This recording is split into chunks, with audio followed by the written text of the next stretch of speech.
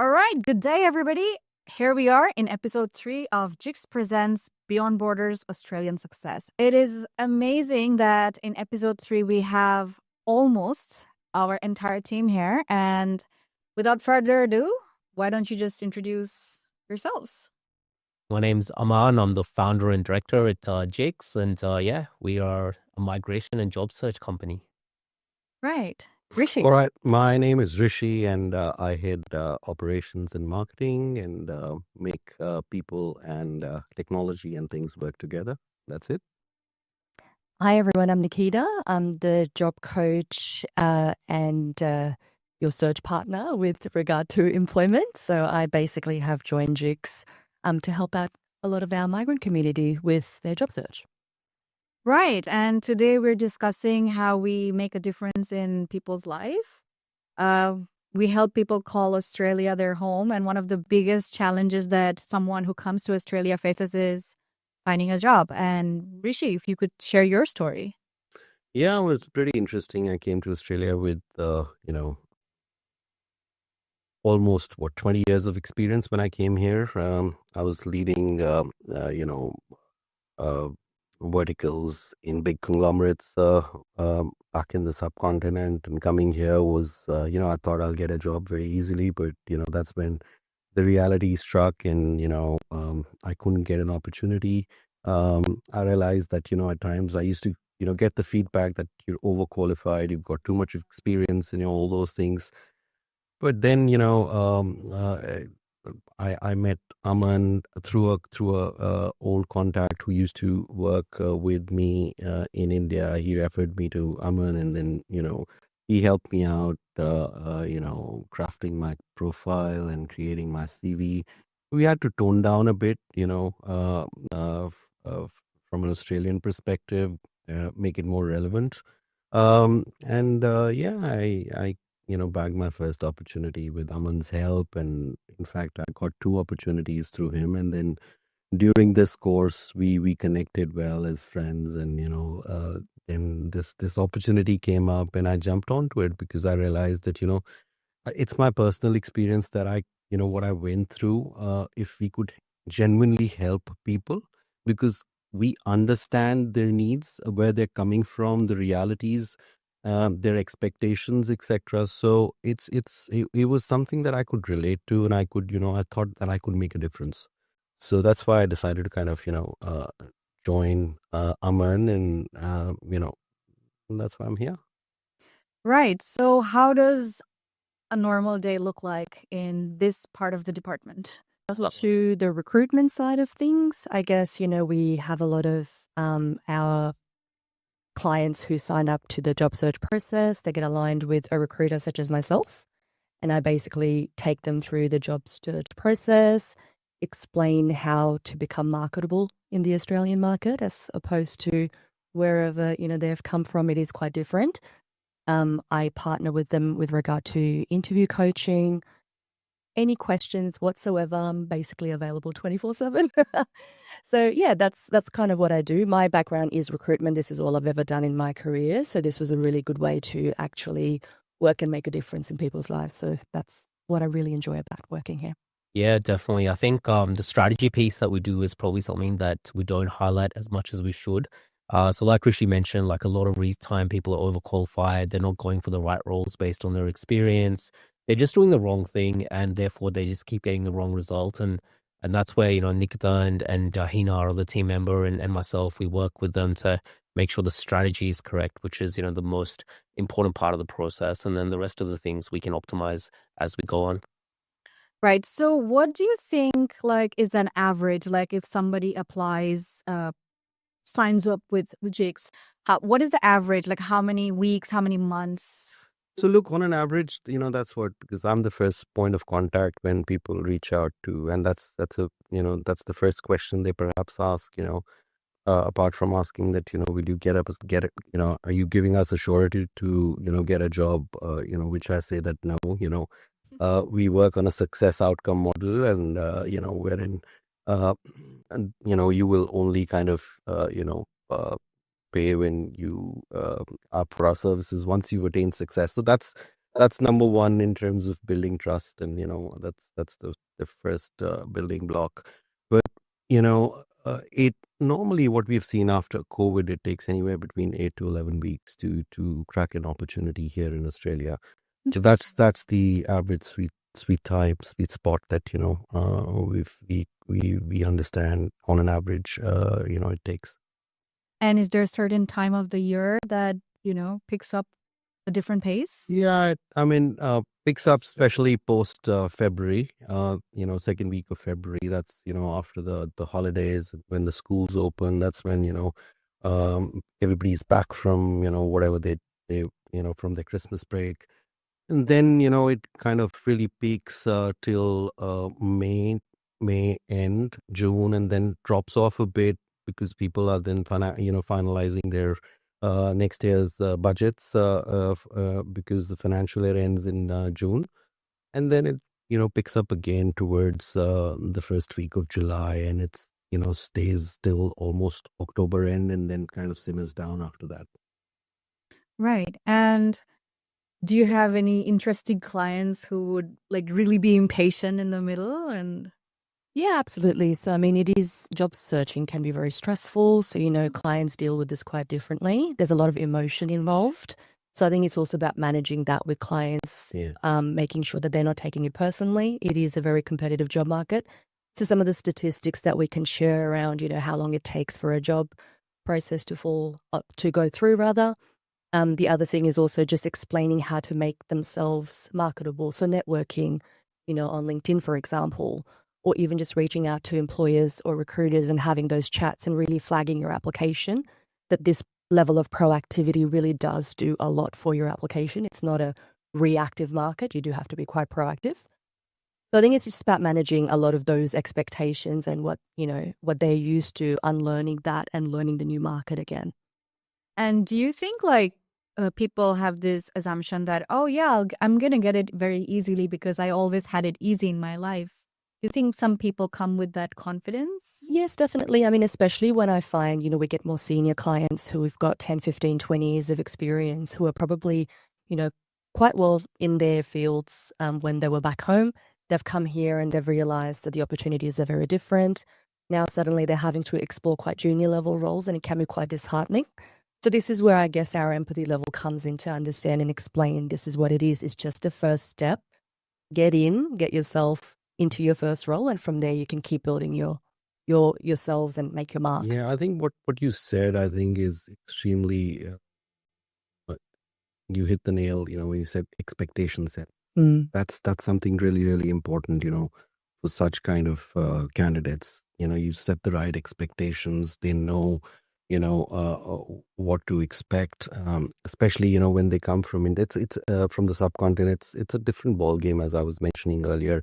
The interviews, the way they approach an interview is totally different. Where how they would approach an interview here, it's more about demonstrating with examples here, rather than storytelling, right? So that's one of the major difference. So I mean, you need to relate your skills, with your experience, and respond accordingly.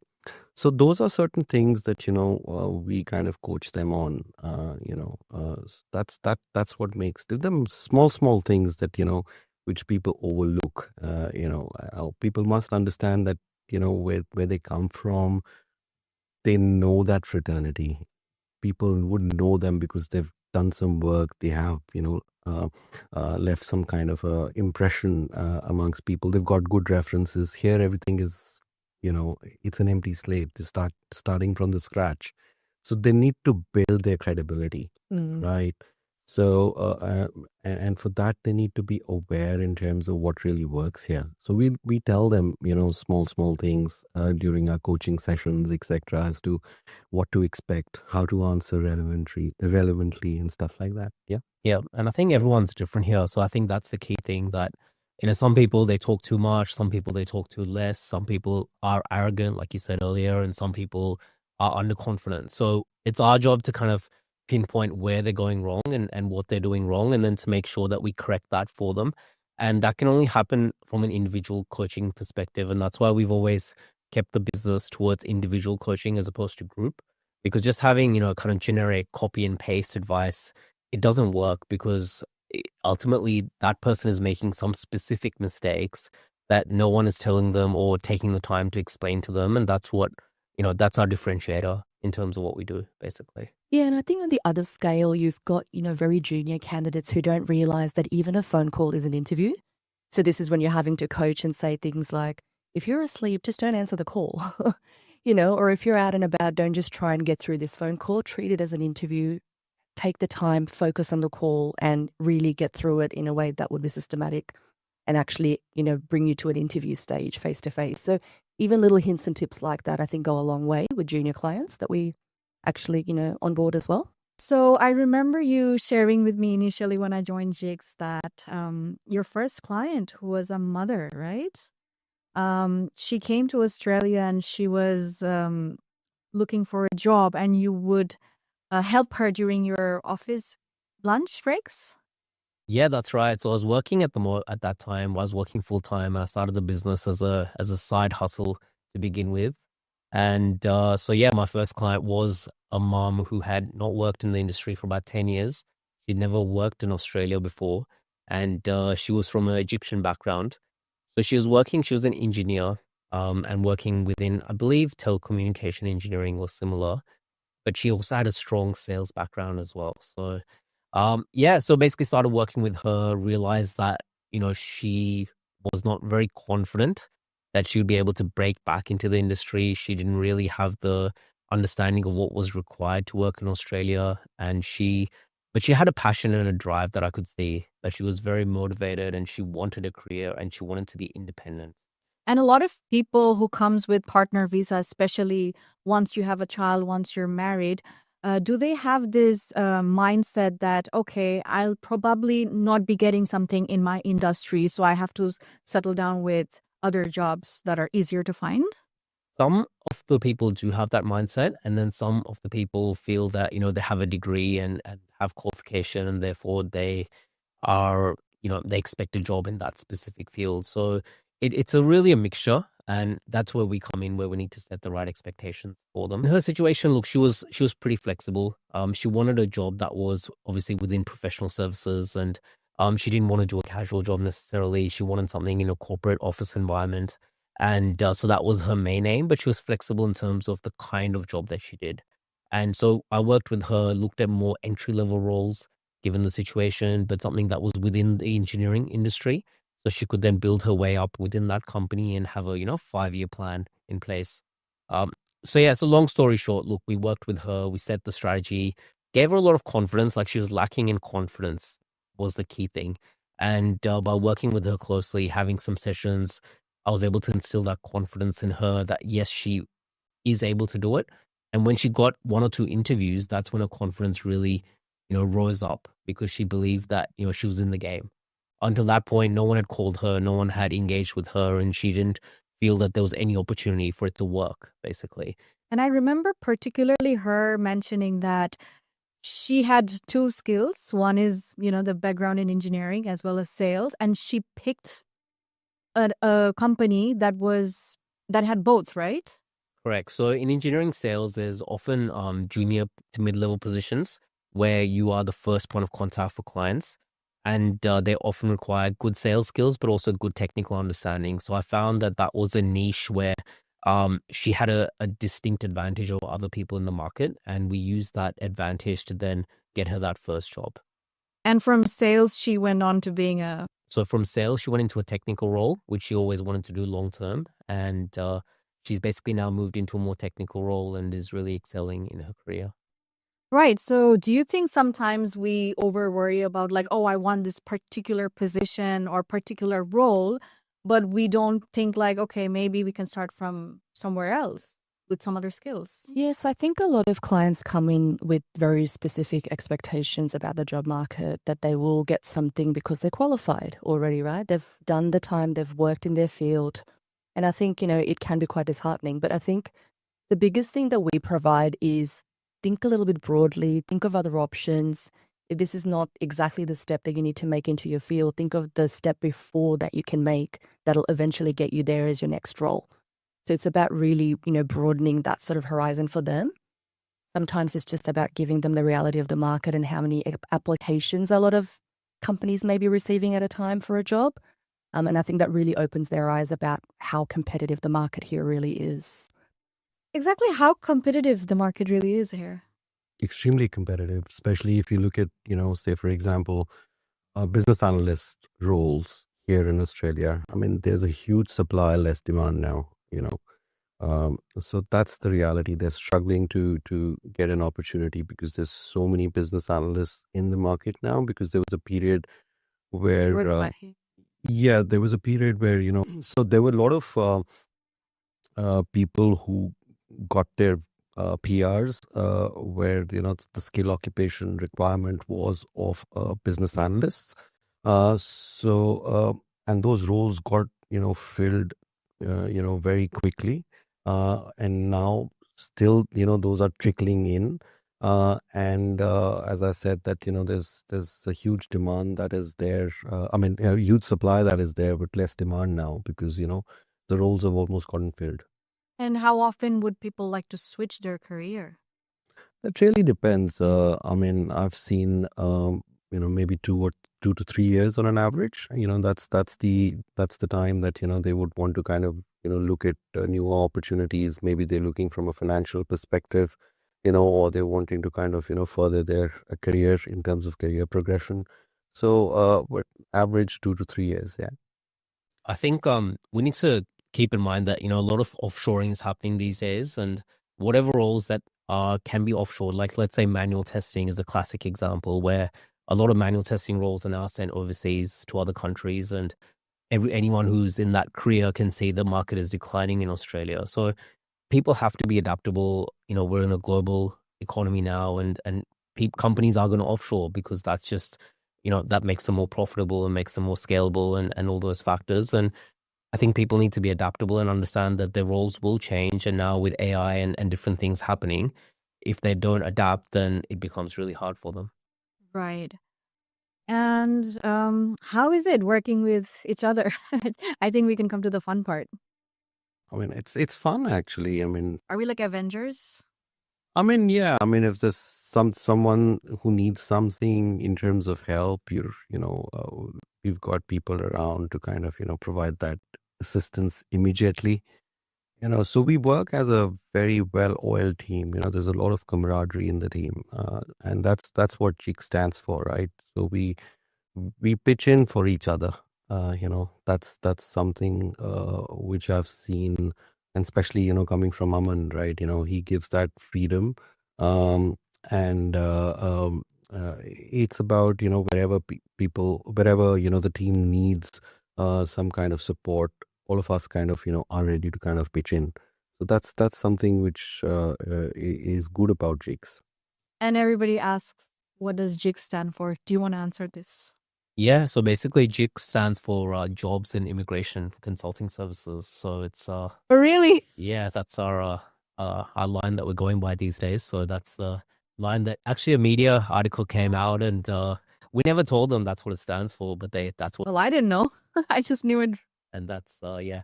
So initially it was actually standing for something else, which was Just Imagine Consulting Services. Was the original thought behind it, but we've now been rebranded by the media, so we'll go with Jobs and Immigration Consulting Services. And like, if there is a day everybody's overwhelmed, who's the person who calms everyone? I would say it's probably Rishi is the Mr. Fix-It, as we call him. He's if there's an issue that can't be solved, then Who freaks out the most, other than me?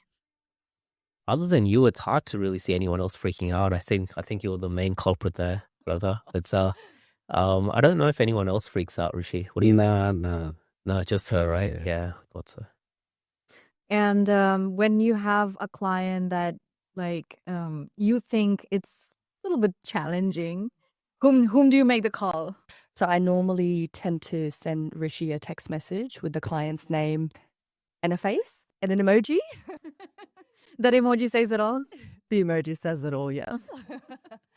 We have small conversations, and since I interact with the client first, so I know the nature, the background, which I kind of then briefed Nikita, and we handle it together. It's nice. It's good. It's good to have that Yeah. because, no matter what kind of a workplace you're in, you need your sounding board anyway, right? Because it's, you need to know how you could have maybe Yeah. it's differently. So, yeah.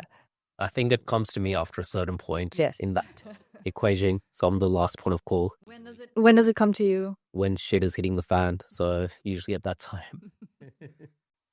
Yeah, I think mostly, it would reach out to Aman from a resume finalization perspective, or, if there's some other issue which we're not able to handle. So Aman is the person who kind of, then swings the magic wand.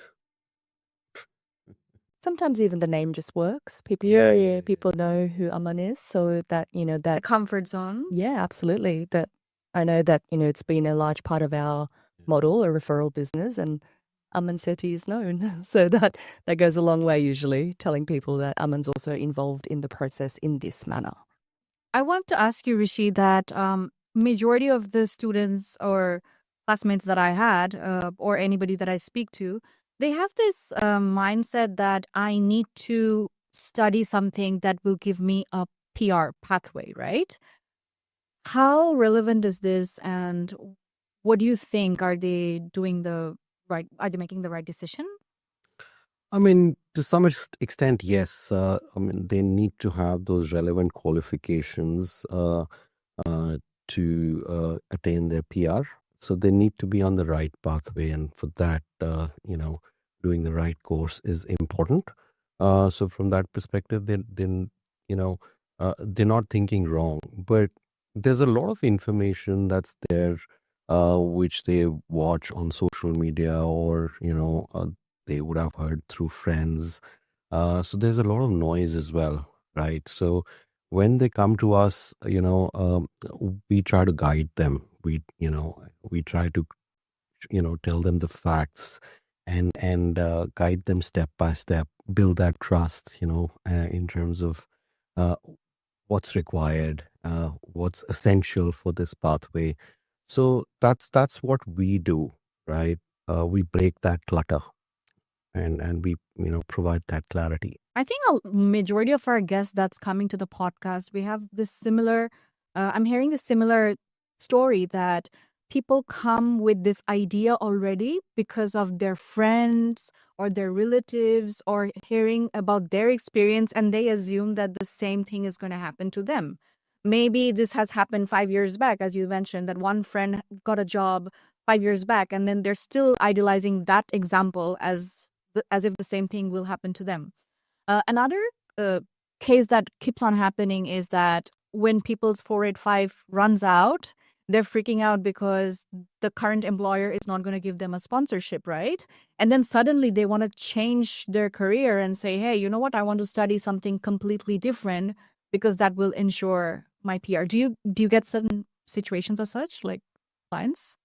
No, so if there's any migration related, then obviously I would, talk to the migration team about the right way to guide such clients. But generally speaking, our most common visa is 485, where they've just finished their studies here. They've done most likely their master's degree, and now they're looking to enter the job market here. Whether they have experience or not, this is the start of the process for them. So that's generally, I think, majority of our clients that we get. I don't get a lot of them who are into the next phase that way. So, yeah. I think that's that's one of the unique things that we have, where we can give the clients a holistic picture. And we've got obviously immigration, we've got job search, and we've also got international education as well. So I think that way we can give them an end-to-end picture of each element. And sometimes the advice is a little bit contradictory, because the immigration person will give the immigration focused advice, and the job search person will give the, what's realistic in the job market advice. But at least we can have that holistic conversation with them, and they have all the options on the table, and then they can decide what's going to be in their best interest. Right. So you never know until good things happen to you. I think it's a process that you have to believe in yourself, that you've started somewhere, focus on the journey. You're going to get your immigration sorted. You're going to get your job sorted. If I come to each of you, What would you suggest someone who's like freshly out of uni wants to, pursue the job market? What do you want to tell them? Look, the main thing that I would tell fresh graduates is that get your practical skills to a good level. So here, university education, sure, theoretically, a lot of courses will teach you stuff, but if your practical skills are not there, then the employers are not really going to consider you. So having that practical experience, whether it's through internships, whether it's through self projects, that's critical to you breaking into the job market. Right. And what do you suggest? Yeah, absolutely. And like I was saying earlier, it's about treating every part of the process seriously, even if it's a phone call, taking that seriously, having that conversation with focus and in a place where you can really, make the most of it, not just trying to get through these calls. And I think it's just about the proactivity side of things too. Being quite active on, LinkedIn, for example, is a really good way to stand out to employers. It doesn't matter if we're applying on Seek or Indeed or whatever other portal we're using. I think proactivity is a big part of the job search nowadays. Right. I think what I can sum up from our entire discussion is that when you have the confidence, when you believe in yourself, and that extra thing that can help is not listening to noise. We'll have a lot of suggestion, which is kind of not professional suggestion. But if you really look for expert helps and you have what it takes, I mean, you have it there. You have your Australian success, and beyond borders, we make it happen, right, in JICS?